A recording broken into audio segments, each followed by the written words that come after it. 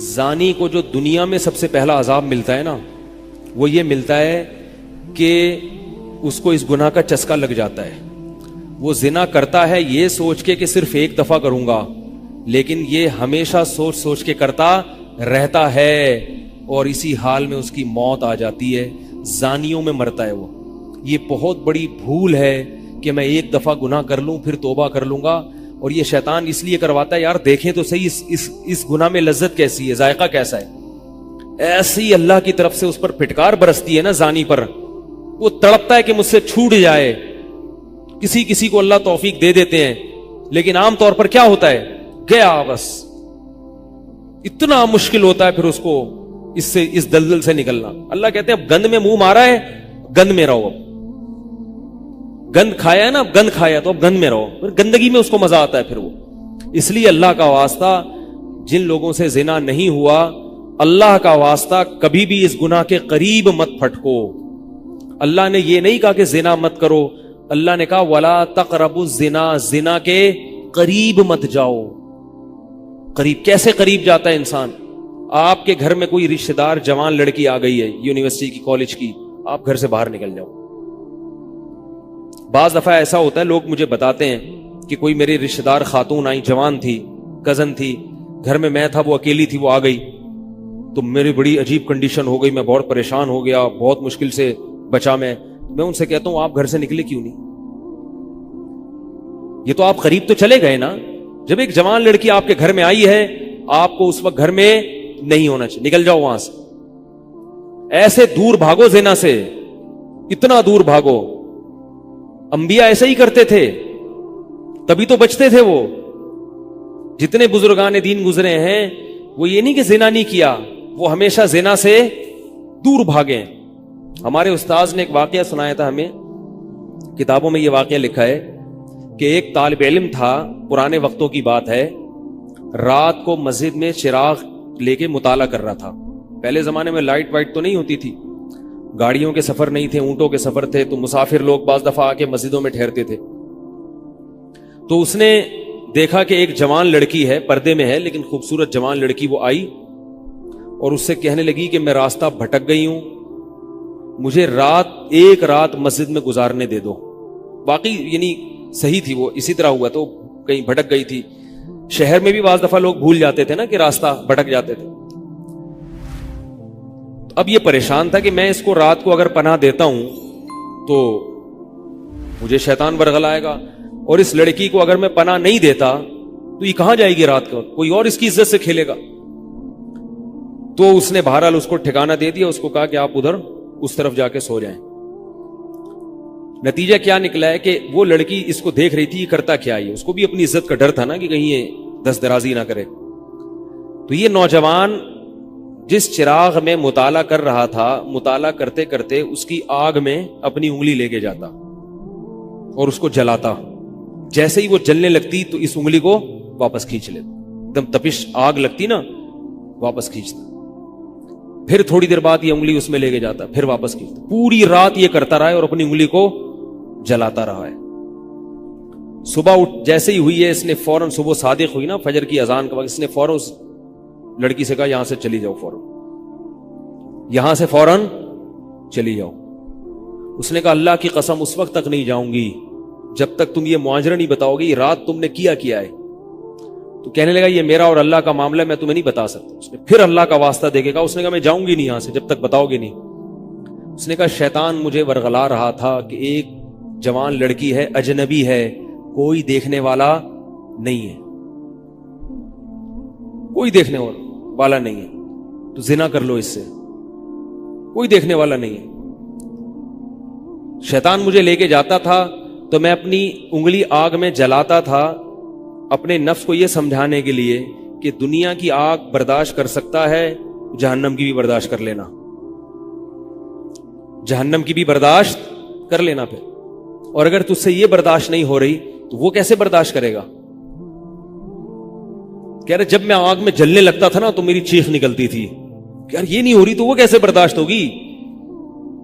حدیث میں آتا ہے جہنم کی آگ دنیا کی آگ سے 70 گنا زیادہ گرم ہے، 70 گنا زیادہ گرم. جب نبی صلی اللہ علیہ وسلم نے صحابہ کو یہ بات بتائی ترمذی کی حدیث ہے کہ صحابہ کے سینے سے رونے کی ایسے آوازیں آنے لگی جیسے ہانڈی کھولتی ہے، ایسا روئے صحابہ، حالانکہ صحابہ گناہوں سے بچتے تھے، اتنا روئے ہیں کہ سینے کے جیسے ہانڈی کھول رہی ہوتی ہے ایسے ان کے سینے سے رونے کی آوازیں آئی ہیں، اور عرض کیا واللہ انہا لکافیۃ یا رسول اللہ، یا رسول اللہ یہ دنیا کی آگ بہت تھی عذاب دینے کے لیے، اللہ نے اس کو بھی 70 گنا زیادہ گرم کیا ہے۔ تو اس نے کہا کہ میرے دل میں گناہ کا خیال آتا تھا، میں کیا کرتا تھا، اپنے آپ کو جلاتا تھا جب چیخ نکلنے لگتی، تو اس طرح پوری رات میں نے اپنے نفس کو روکا ہے گناہ سے۔ تو تقوی کی برکات ہوتی ہیں۔ اس لڑکی نے کہا، اب گھر میں جا کے اپنے والد سے کہا کہ میں اگر نکاح کروں گی تو صرف کس سے کروں گی، اس نوجوان سے، عفیف اور پاک دامن ہے۔ تو کتابوں میں لکھا ہے کہ اس کے باپ نے اس کا نکاح دیکھو حرام سے بچایا، اللہ نے حلال طریقہ رکھ دیا۔ تو جو بھی زنا سے بچتا ہے نا، یاد رکھو جیسے زنا کرنے کا عذاب بہت سخت ہے، ایسے ہی کسی کو زنا کا موقع ملے اور وہ بچ نکلے، اس کا ثواب بھی بہت زیادہ ہے۔ تاریخ میں جن ہستیوں کو بھی زنا کا موقع ملا اور انہیں نے موقع ملنے کے باوجود زنا نہیں کیا، ان کو اللہ نے دنیا میں بھی بہت نوازا ہے۔ میں اکثر ایک واقعہ سناتا ہوں، ہمارے ایک دوست ہیں امریکہ میں، بلکہ امریکہ سے بھی ایک دور علاقہ ہے، اس کا جگہ کا نام میں بھول گیا۔ انہوں نے میرا یہ بیان سن کے مجھ سے ملنے کے لیے آئے تھے، وہ مجھے پہچان گئے یہ بیان سن کے، ممکن ہے یہ بھی میرا یہ بیان سنے وہ۔ یہ میرے والد صاحب کا واقعہ ہے۔ میرے والد صاحب جب امریکہ گئے، کنوارے تھے اس وقت، میرے والد صاحب بہت ہینڈسم تھے، خوبصورت تھے، اور اتنا چوڑا تو ان کا سینہ تھا اور ایسی چوڑی چوڑی کلائیاں تھیں، بہت ماشاءاللہ اللہ نے ان کو مردانہ وجاہت دی تھی، اور آواز ایسی تھی جیسے ببر شیر ہوتا ہے، بہت ہی خوبصورت آواز تھی، بڑی زبردست پرسنالٹی تھی۔ آپ جائیں بھی ہمارے محلے میں جا کے لوگوں سے پوچھیں کیا خوبصورت پرسنالٹی تھی والد صاحب کی ہمارے۔ جب انتقال ہوا ہے نا میرے والد صاحب کا، تو پورا محلہ رو رہا تھا، پورا محلہ۔ مسجد کے امام صاحب جب بھی جنازے کا اعلان کرتے تھے نا تو روتے نہیں تھے، ہزاروں میتوں کا اعلان کیے تھے۔ میرے والد صاحب کا جب مسجد کے امام صاحب اعلان کر رہے تھے، 3 دفعہ اعلان کیا، تینوں دفعہ روئے ہیں، اتنی لوگوں کو ان سے محبت تھی۔ تو یہ کیسے ہو گئی، یہ کیسے ہو گئی؟ کیوں اللہ نے ان کی محبت لوگوں کے دلوں میں رکھ دی، اور کیوں اللہ نے ان کو اتنا نوازا؟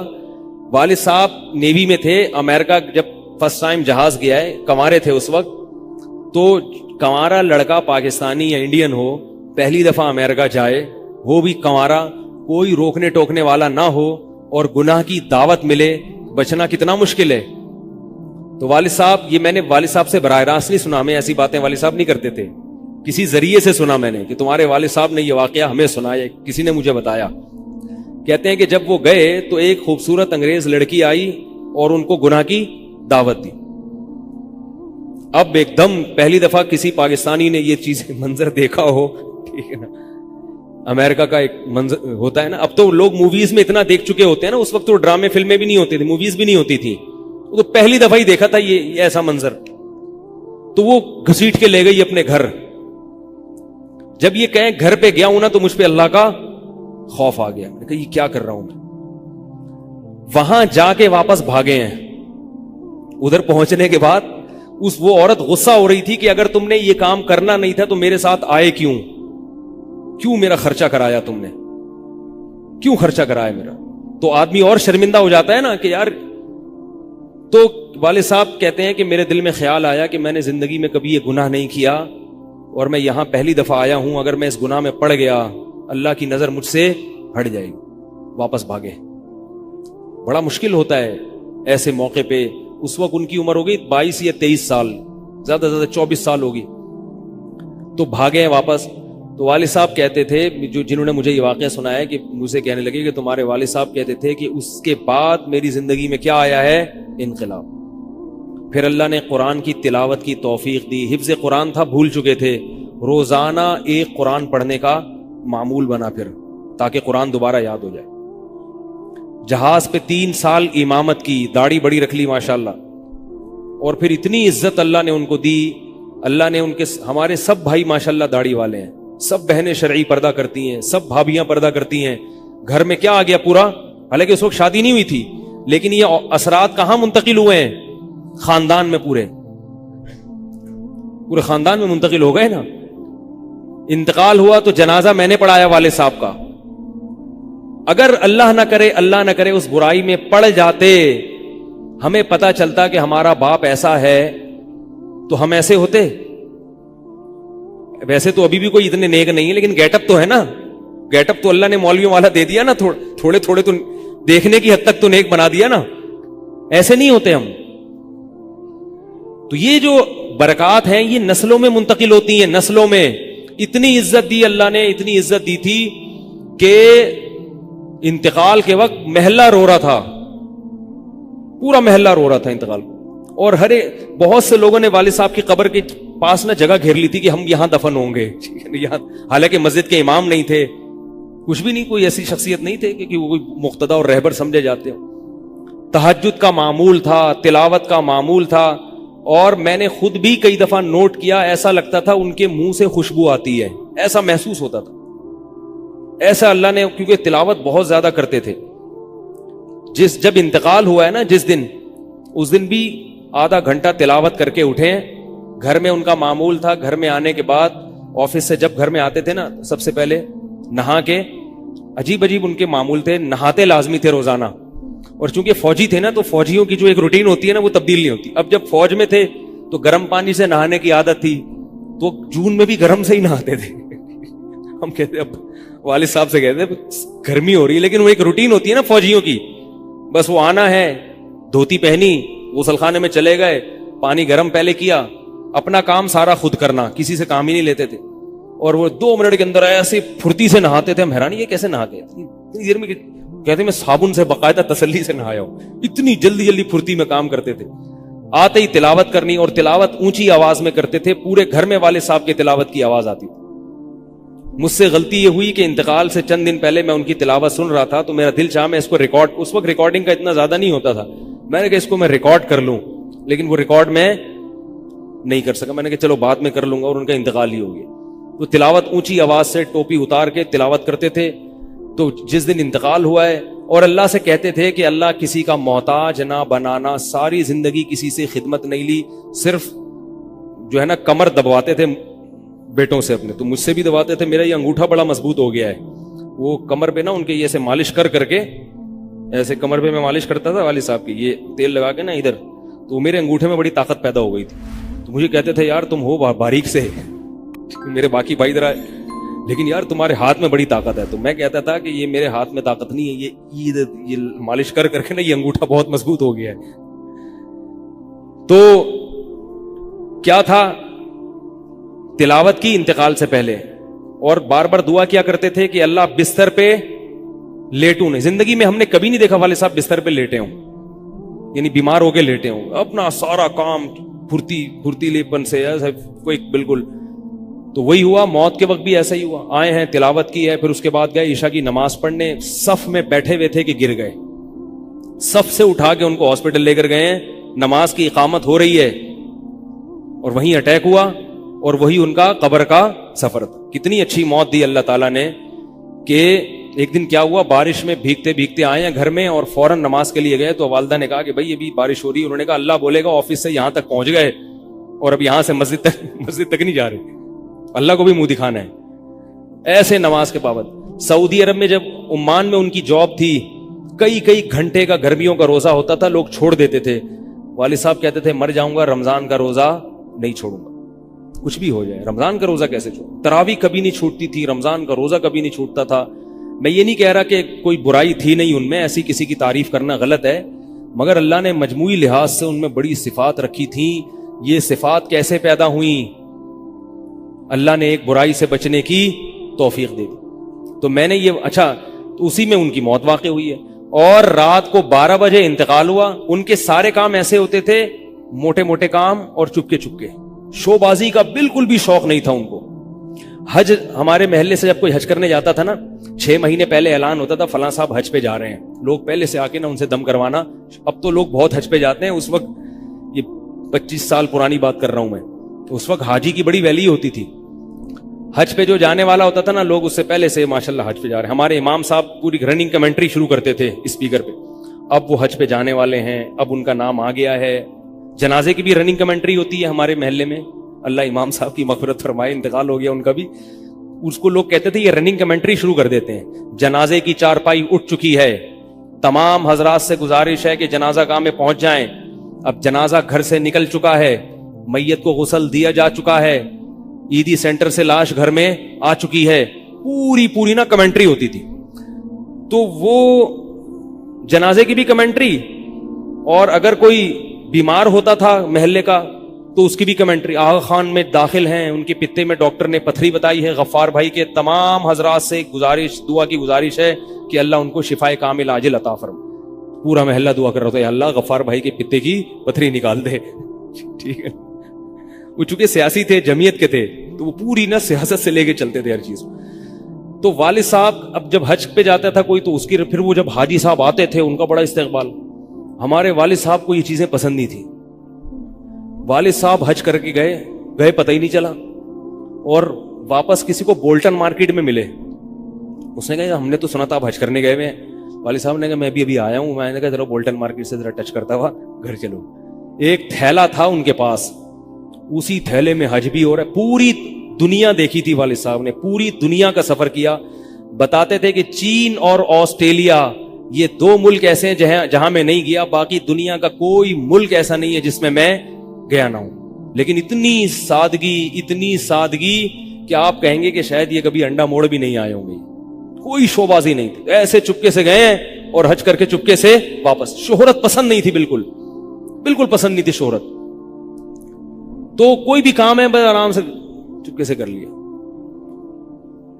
ختم قرآن کے موقع پر ہمارے امام صاحب نا سب کو بلاتے تھے. ہاں بھائی, اب تو والد صاحب کو پسند نہیں ہوتا تھا کہ نام لیا جائے میرا, تو یہ چیز لوگ ان کی پسند کرتے تھے. تو ان کی موت بھی ایسے ہی ہوئی ہے چپکے سے. رات 12 بجے انتقال ہوا, میں مدرسے میں تھا, ہم لوگ پہنچے, ہم تو حیران ہو گئے یہ کیسے ہو گیا بھائی ایک دم. تو ان کو غسل دیا, اور فجر کی نماز کے بعد جنازہ تیار تھا. فجر میں نمازی کم ہوتے ہیں. اعلان ہوا فجر کے بعد. جب پبلک ہمارے گھر آنا شروع ہوئی ہے تو جنازہ پڑھ کے ہم ان کو دفنا چکے تھے. لوگ کہہ رہے یار یہ اتنی بڑی شخصیت, اتنے محبوب دنیا سے چلے گئے اور ہمیں پتہ بھی نہیں. ہم نے کہا بھائی گئے ایسے وقت پر ہیں, وہ سونے کا وقت ہوتا ہے, اس وقت اعلان ہوا تھا, مگر ظاہر ہے آپ کو پتہ نہیں چلتا. تو ایسے ہی چپکے سے خاموشی سے چلے گئے. تو لوگ یہی کہہ رہے تھے یار یہ نہ انہوں نے دنیا میں کبھی خدمت لی ہے, ٹھیک ہے نا, جنازے میں بھی کسی کو پریشان نہیں کیا, ایسے 2 صفیں ہوئی تھی جنازے کی, بس چلے گئے. تو کیسا اللہ نے چلتے پھرتے نماز کی حالت میں ان کو اٹھایا ہے. تو یہ میں نے یہ واقعہ سنا ہے نا, تو ایک صاحب باربڈوس سے شاید ملنے کے لیے آئے مجھ سے. تو مجھ سے وہ بیان انہوں نے سنا, پہلے میرا بیان سنتے تھے, مجھے پہچانتے نہیں تھے, امریکہ کی کسی ریاست میں تھے یا باربڈوس میں واللہ عالم. تو مجھ سے ملنے کے لیے آئے, مجھے کہنے لگے یار آپ حافظ مسعود صاحب کے بیٹے ہیں. میں نے کہا ہاں. کہہ رہے یار میں آپ کا بیان کب سے سن رہا ہوں, آپ کو پہچانتا نہیں تھا. آپ نے ایک دن ممبر پہ واقعہ سنایا, تو یہ واقعہ تو آپ کے والد صاحب کا واقعہ ہے, اور یہ میرے والد صاحب آپ کے والد کا واقعہ مجھے سنا کے امریکہ بھیجا تھا انہوں نے کہ بیٹا حافظ مسعود صاحب کی طرح زندگی گزارنا, امریکہ جا رہے ہو, جیسے وہ بچے تھے تم بھی بچنا. تو کہہ رہے آپ کے تو والدہ کو بھی جانتا ہوں میں, آپ کے تو گھر ہم لوگ پڑھنے آتے تھے, ہماری دادی سے انہوں نے پڑھا ہے, یعنی ہمارے بہت کلوز تھے وہ لوگ. امریکہ چلے گئے, حوادث سے زمانہ ان کو امریکہ لے گئے, ٹھیک ہے نا. تو کہنے لگے کہ جب میں نے یہ آپ کے روزانہ بیان سنتا تھا, یہ واقعہ سنا, تو پھر میں حیران ہوا کہ یار آپ تو بہت, پھر میرے بھائی بھی ان کو جانتے ہیں. تو وہ انہوں نے بتایا کہ یہ واقعہ تو آپ کے والد صاحب کا, جب مجھے پتا چلا نا تو مجھے پھر پتا چلا آپ ان کے بیٹے ہیں. تو مجھ سے ملنے آئے اسپیشل یہاں پہ. تو یہ میں کیوں واقعہ سنا رہا ہوں کہ دیکھو بھائی, جیسے زنا کرنا بہت بڑا جرم ہے, ایسے ہی زنا سے بچنا اگر موقع ملے کسی کو تو بہت بڑی نیکی ہے. یوسف علیہ السلام کو اللہ نے کیسا نوازا کہ نہیں نوازا, بچے تھے وہ. تو بھائی کرنے والے بہت ہیں, بچنے والے تھوڑے ہیں. تو کرنے والوں میں اگر اپنا شمار کرو گے تو جہاں بہت سارے لوگ ہیں, مزے کی زندگی گزاری, تھوڑے دنوں کے لطف اور مزے ہیں, اس کے بعد دنیا کا سکون بھی گیا اور آخرت میں جہنم کی آگ. اور اگر بچنے والوں میں آ گئے تو ان تھوڑے لوگوں میں اللہ شامل کر لیں گے جو تھوڑے شکر گزار ہوتے ہیں. لیکن اس کا یہ مطلب نہیں ہے کہ ایسا ماحول کریٹ کرو کہ پھر آپ کو بچنے کا موقع ملے, دور بھاگو. میں نے بتایا نا, کوئی لڑکی گھر میں آتی ہے, باہر نکل جاؤ گھر سے, بولے بھائی تنہائی میں نہیں, میں تو اس کی احتیاط کرتا ہوں. کوئی جوان خاتون اگر مسئلہ پوچھنے آ جائیں, بوڑھی ہے تو کوئی اتنا مسئلہ نہیں ہے, جوان خاتون, ایسا ہوتا ہے بعض دفعہ خواتین کو تو ماحول کا نہیں پتا ہوتا, اب وہ آئی ہیں, میں گھر میں کوئی نہیں ہے, آگے دروازہ بجا رہی ہیں, مفتی صاحب گھر میں مسئلہ پوچھنا. گھر میں نہیں بیٹھوں گا, سڑک پہ کھڑے کھڑے پوچھو, ٹھیک ہے نا, بے احترامی ہے. گھر میں آنا ہے تو پھر مسجد کے کسی خادم کو یا کسی بندے کو گھر میں بٹھاؤں گا کہ بھئی آپ بھی آ جاؤ, کیونکہ بدگمانی کا موقع دینا بھی کیا ہے, حرام. ہاں گھر والے موجود ہوں, اہلیہ موجود ہیں, پھر بے شک آگے بیٹھو. اور پھر بھی میں ایسا نہیں کرتا کہ اہلیہ دوسرے کمرے میں اور یہ خاتون اس کمرے میں میرے ساتھ بیٹھے, ایسا نہیں ہوگا بھائی. ایسا کریں گے تو کون آئے گا, ہے بھائی, ایسا نہیں.